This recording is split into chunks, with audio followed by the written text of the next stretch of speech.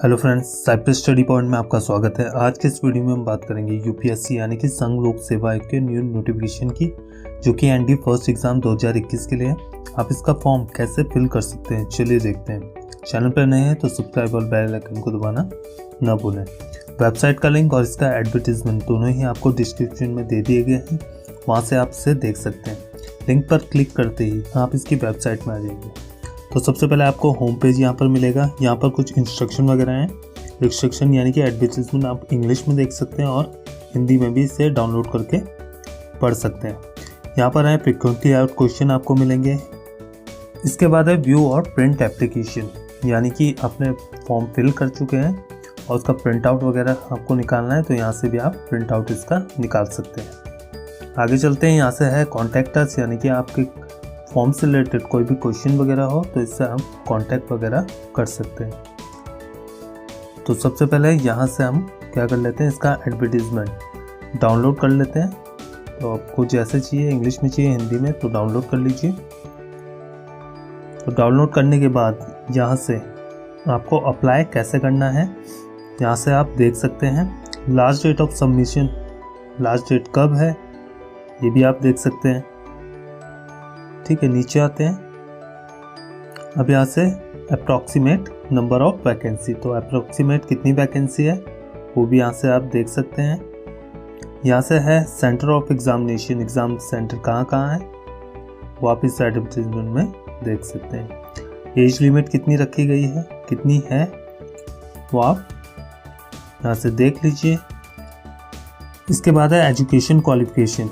यदि आप आर्मी के लिए अप्लाई कर रहे हैं तो आपके पास 12th आप पास होने चाहिए, या अपीयरिंग आपकी 12th चल रही है, तो आप इसके लिए अप्लाई कर सकते हैं।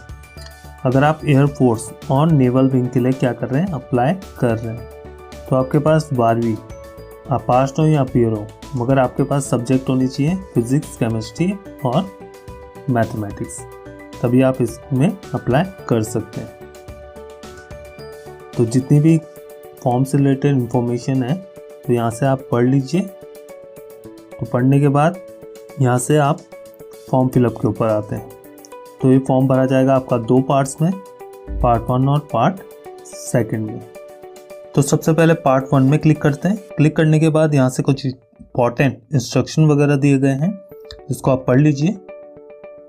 पढ़ने के बाद नीचे आते हैं और यहाँ से आपको यस में क्लिक करना होगा। क्लिक करने के बाद सबसे पहले है नाम, तो अपना नाम डाल दीजिए जो भी आपके 10th के सर्टिफिकेट में। इसके बाद जेंडर सेलेक्ट करना है आपको। जेंडर सेलेक्ट करने के बाद यहाँ से डेट ऑफ बर्थ सेलेक्ट करनी है, तो मंथ और यहाँ से ईयर सेलेक्ट कर लेते हैं। फिर इसके बाद फादर नेम डालना होगा। फादर नेम डालने के बाद मदर नेम आपको डालना है। मदर नेम डालने के बाद नीचे आते हैं। यहाँ से आप कम्युनिटी यानी कि कैटेगरी आप सेलेक्ट कर लीजिए, जो भी आपकी कैटेगरी है यहाँ से वो सेलेक्ट कर लेते हैं। इसके बाद है कास्ट सर्टिफिकेट डेट, यानी कि जिस डेट को बना था आपका सर्टिफिकेट, वो डेट आपको यहाँ से सेलेक्ट करनी होगी।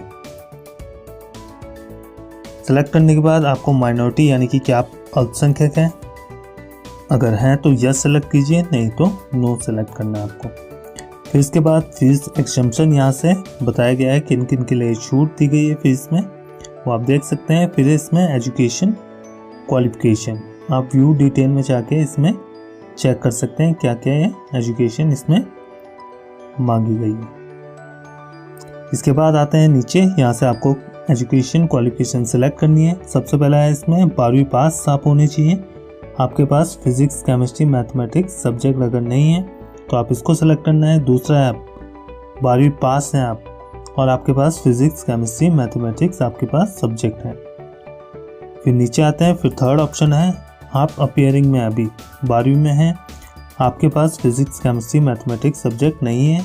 और लास्ट वाला ऑप्शन है आप अपीयरिंग में हैं 12वीं और आपके पास फिजिक्स, केमिस्ट्री, मैथमेटिक्स आपके पास सब्जेक्ट हैं।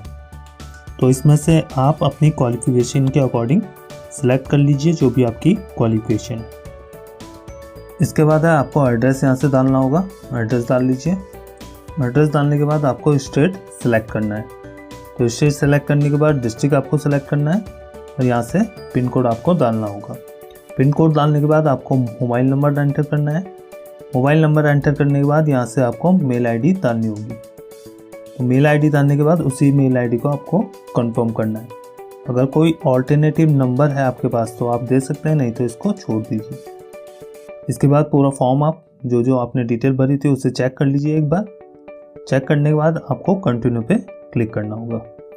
क्लिक करने के बाद यहाँ से फ़ोटो आइडेंटिटी कार्ड यानी कि फ़ोटो पहचान पत्र ये आपसे पूछ रहा है। तो आपके पास इसमें जो भी है जैसे school ID, Aadhaar card, driving licence, PAN card, ठीक है, पासपोर्ट वगैरह, तो जो भी आपके पास फ़ोटो आइडेंटिटी है तो आप इसमें से सिलेक्ट कर लीजिए। सेलेक्ट करने के बाद आपको उसका नंबर डालना होगा, तो नंबर डाल लीजिए। नंबर डालने के बाद उसी को आपको उस नंबर को कंफर्म करना होगा। कंफर्म करने के बाद अब यहाँ से आपको प्रेफरेंस सेलेक्ट करनी होगी। तो आप कम से कम एक प्रेफरेंस यहाँ से देना ज़रूरी है और वरीयता के लिए प्रेफरेंस देने के लिए आप 1, 2, 3 या 4 का 4 नंबर तक प्रयोग कर सकते हैं। तो जिसमें आपको प्रेफरेंस नहीं देनी है उसको आपको 0 डालना होगा उसमें। इसके बाद आप अपने अकॉर्डिंग यहाँ से प्रेफरेंस दे दीजिए जो भी आपको प्रेफरेंस देनी है। तो प्रेफरेंस देने के बाद यहाँ से नीचे आते हैं। इसमें है क्या आप वायुसेना के कंप्यूटराइज्ड पायलट सिलेक्शन सिस्टम का जो एग्ज़ाम होता है क्या आप उसमें कभी असफल यानी कि फेल हुए हैं, तो आप यहाँ से यस और नो में जवाब दे सकते हैं।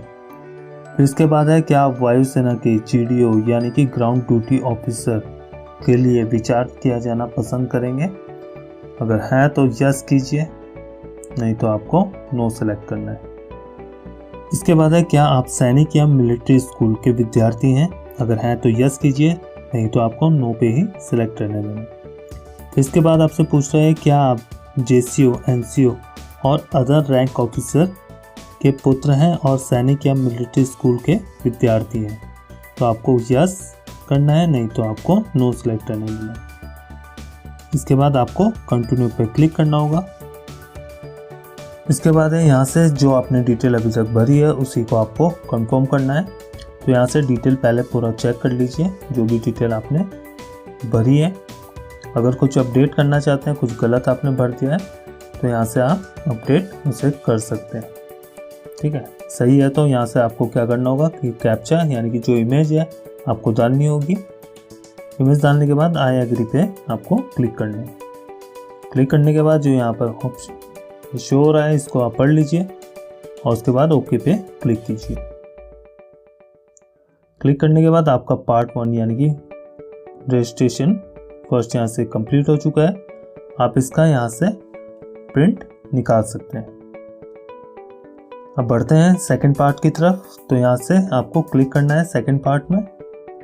इसके बाद है आपको registration ID, date of birth और इमेज को आपको डालने के बाद यहाँ से सबमिट पे क्लिक करना होगा। क्लिक करते ही अब आपको फोटोग्राफ्स साइन हो गया और जो आपने आइडेंटिटी प्रूफ दिया था, जो भी डॉक्यूमेंट दिया था वो आपको डालने होंगे। तो फोटोग्राफ आपको किस साइज़ में डालनी है, सिग्नेचर आपको किस साइज़ में डालना है वो देख लीजिए। यहाँ पर आपको क्लिक करना है और यहाँ से आप देख लीजिए फ़ोटो किस साइज़ में होनी चाहिए। तो फ़ोटो का जो साइज़ है वो 300 KB से अधिक नहीं होना चाहिए और 20 KB से कम नहीं होना चाहिए। अगर आप फ़ोटो का साइज़ वगैरह रीसाइज़ उसे करना चाहते हैं तो यहाँ पर आपको बताया गया है कैसे उसे रीसाइज़ वगैरह करना है। यहाँ से क्लोज़ करते हैं, फ़ोटो सेलेक्ट कर लीजिए। इसके बाद इमेज को भी सेलेक्ट कर लीजिए। इसके बाद है आपको फ़ोटो आइडेंटिटी प्रूफ यहाँ डॉक्यूमेंट आपको लगाना होगा और डॉक्यूमेंट वही लगाना है जो आपने रजिस्ट्रेशन फर्स्ट में चुना था। उसका साइज़ भी 300 KB से अधिक और 20 KB से कम नहीं होना चाहिए और वो PDF फॉर्मेट में आपको लगाना होगा। यहाँ से फाइल को सेलेक्ट कर लीजिए और यहाँ से नीचे आते हैं अपलोड इमेज पे आपको फिर क्लिक करना होगा। क्लिक करने के बाद जो भी आपने फ़ोटो लगाई थी, सिग्नेचर वगैरह दिया था और ID प्रूफ लगाया था वो यहाँ पर शो करेगा। अब यहाँ से कुछ एग्जाम्पल आपको दिए गए हैं कौन कौन से एक्सेप्टेबल फ़ोटोज़ वगैरह हैं, सिग्नेचर है, कौन नॉन एक्सेप्टेबल फ़ोटोज़ वगैरह है। तो यहाँ से आप एग्जाम्पल बेस्ड का देख सकते हैं कैसे आपको इमेज रखनी होगी। इसके बाद कंटिन्यू पे आपको क्लिक करना है। क्लिक करने के बाद यहाँ से आपको फ़ोटो आइडेंटिटी पहचान यानी कि जो भी आपने आईडी दी थी उसका नंबर आपको यहाँ से कंफर्म करना पड़ेगा यानी कि वेरीफाई करना पड़ेगा। अब यहाँ से एग्ज़ामिनेशन सेंटर आप चूज़ कर लीजिए। चूज़ करने के बाद यहाँ से आपको डिक्लेरेशन यानी कि डिक्लेरेशन पढ़ लीजिए और इसके बाद आई रीड डिक्लेरेशन एग्री पर आपको क्लिक करना है।